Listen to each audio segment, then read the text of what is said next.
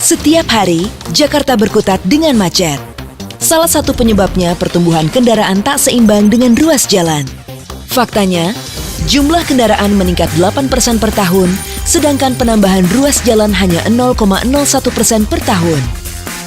Ini berarti ada sekitar 7,3 juta kendaraan berebut 42,3 km persegi luas jalan setiap hari.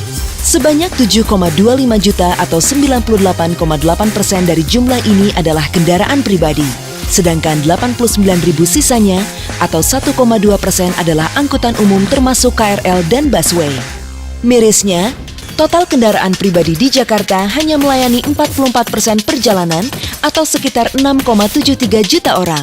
Sedangkan angkutan umum harus mengangkut 8,6 juta orang atau 56% perjalanan. Beban ini semakin bertambah karena setiap hari terdaftar 1.284 kendaraan baru terdiri dari 216 mobil dan 1.068 motor di Jakarta. Jika ini tidak dikendalikan, di tahun 2014 jumlah luas kendaraan akan sama dengan luas jalan. Akibatnya, Jakarta macet total. Solusinya? 1. Mengoptimalkan kapasitas dan fungsi Transjakarta dengan cara menambah 140 unit bus gandeng berteknologi bus tracking system secara bertahap hingga akhir 2012. Membangun 5 koridor baru, 3 diantaranya koridor layang elevated. Sterilisasi koridor dengan membangun separator setinggi 50 cm. Serta menambah pos pengisian bahan bakar gas bagi armada Transjakarta. Dengan optimalisasi ini, Transjakarta akan mampu mengangkut 1 juta penumpang per hari. 2. Membangun fasilitas park and ride dan 3 jalur feeder untuk mendorong komuter di sekitar Jabodetabek menggunakan angkutan umum.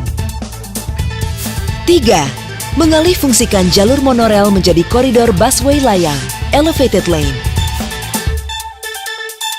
4. Realisasi Mass Rapid Transportation MRT.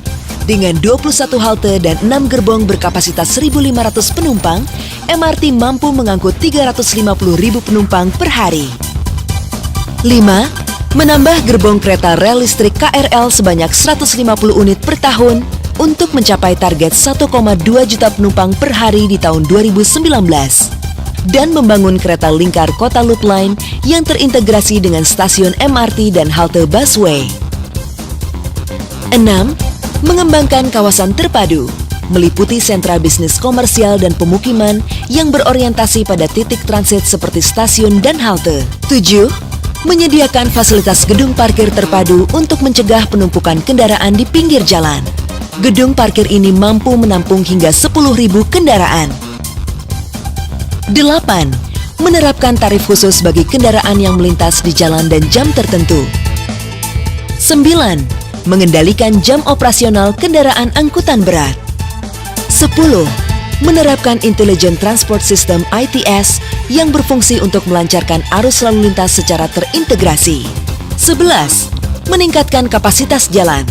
Terdiri dari 2 ruas jalan layang non-tol sepanjang 7,66 km, jalur Antasari Blok M, dan Kampung Melayu Tanah Abang. Membangun 6 ruas jalan tol dalam kota sepanjang 69,77 km.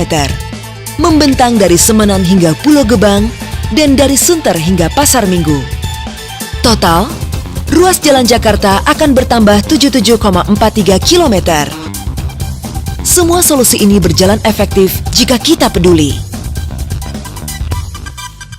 Utamakan naik transportasi umum dan berperilaku bijak dalam berkendara. Jika kita peduli, Jakarta bebas macet bukan cuma mimpi.